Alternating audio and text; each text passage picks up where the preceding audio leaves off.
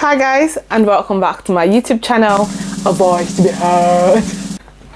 My name is Toby, and if you're new on this channel, you're most highly welcome. Kindly hit the subscribe button and stay in touch with all my content. And if you've been a subscriber, I do appreciate every single effort of yours. I can't thank you enough. Thank you. So now, today's topic is going to be on you were not raised, you were erased. This is a form of social advocacy that I'm going to be using. So, literally, I spoke about this in my blog. If you're not aware of my blog, I've got a blog, and the link to my blog will be put on the description box. And it is www.tobyoyefeso.com, just around here.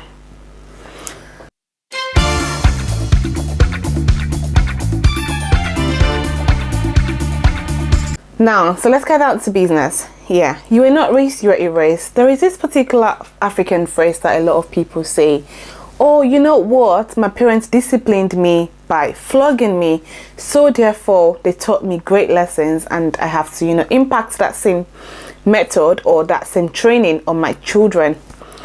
But then this is my problem with that phrase. I keep saying, was that actually a positive impact? Was that what made you who you are?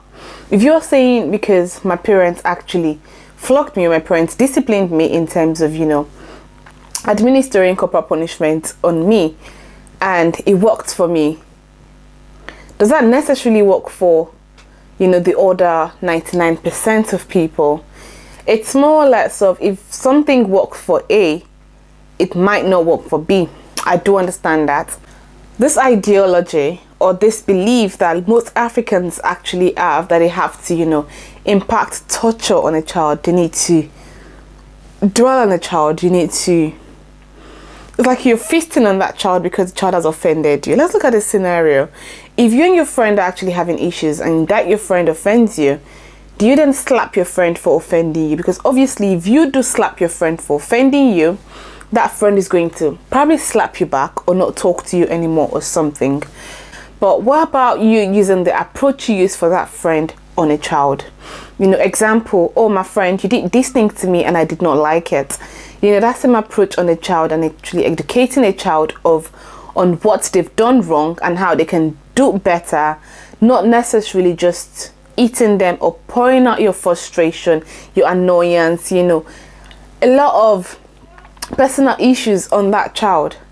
These are innocent children, and I feel like, I believe that children do not deserve certain treatments on how they're being treated. It's a different thing if you're actually, trying to talk to this child and this child is being adamant or not understanding what you're saying or just being naturally stubborn. Then in that context, there are other things you can do to that child than to make that child's life miserable. It's been, there are facts, there's been a lot of research that's actually proven that administering this kind of corporal punishment on children has always had negative effects on the child, other than having positive effects on the child. In schools especially, you leave your children to go to a particular school, and then they get to the school and the teachers actually discipline the children in however means or what actually suits them best. I believe it shouldn't be like that. I believe there should be certain priorities. I believe there should be actually a platform, a way to actually discipline a child. There are better ways to discipline a child, but you inculcating torture, you inculcating degrading treatment, you inculcating violence into discipline a child, is actually what that child is also going to take on board to actually talk to or relate with other kids. That's why we see a lot of fightings going on in schools, because you've taught that child that it is actually okay to slap the child.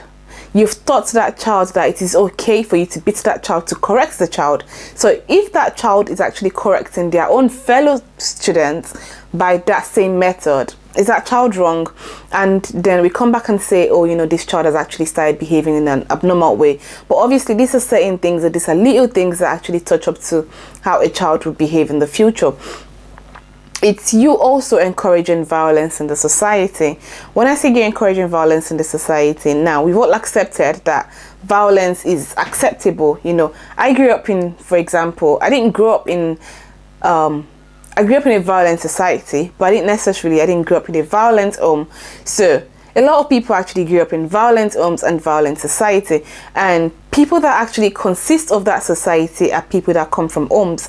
So this is a trick in it. Now, you have been disciplined, or you have actually been practicing violence in your home, and then you've come out to the society to then, you know, inculcate this habit into the society, and then all of us come together in the society and then inculcate this habit, because the percentage of people, or the percentage of children that were not actually administered corporal punishments are literally few.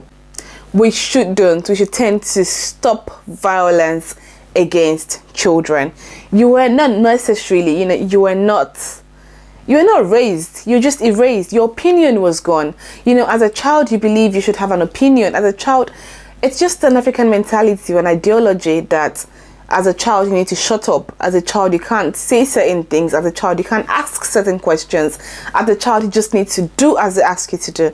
You just need to do what your parents ask you to do. You just need to do what your guidance asks you to do. You just need to do what your teachers ask you to do, regardless of what that child actually feels. We need to take children's opinion at hand. We need to understand where that child is coming from. We need to feel for the child. We need to, you know, we need to treat children like we are treating a precious gem or something. They are very, you know, they're amazing beings. They are, you know, they didn't necessarily ask to come to this world. You brought them to this world, and then you need to treat them as the form, like the joy. Do you see what I mean? Like, you don't just treat your children like you're treating animals, because even animals are not treated in that way. You know, animals are also treated in with a form of respect. So I believe a child should also have that respect, if not more than that. But, you know, we are humans, and we need to also feel for that child. If a person actually just disregards your opinion, how do you feel? If a person just eats you, how do you feel? If a person talks to you in an abusive manner, how do you feel? There are a lot of times that not necessarily just physical harm, but a lot of parents just talk to their children like they're talking to a piece of. No, it shouldn't be that. You should talk to your child like you're trying to, you know, show love. The point of the message is, if you try to spread out love in the society, love is actually going to dwell in every aspect of our life, every aspect of the society, in the government, and things like that. So these things actually start from home. It starts from your home. It starts from your kids. It starts from you. It starts from me. It starts with everybody. So we need to come together to actually stop violence against children. So, you know, guys, if you have any suggestion, if you have any idea, any thoughts on my thoughts about you were not erased, you were raised, if you think, or if you still think or believe that, you know, inculcating certain habits, or you not having a voice, or you being traumatized, or you being you being tortured, you being treated in a degrading manner is actually helpful to you today, you can share that in the description, in the comment section. I mean, you know, put out your thoughts in the comment section. You know, we're all yet to share our opinion, so it's okay to actually have your opinion. And if you haven't subscribed to my channel, please do subscribe to my channel. I'll be waiting to see you in my next video, and have a lovely day. Bye.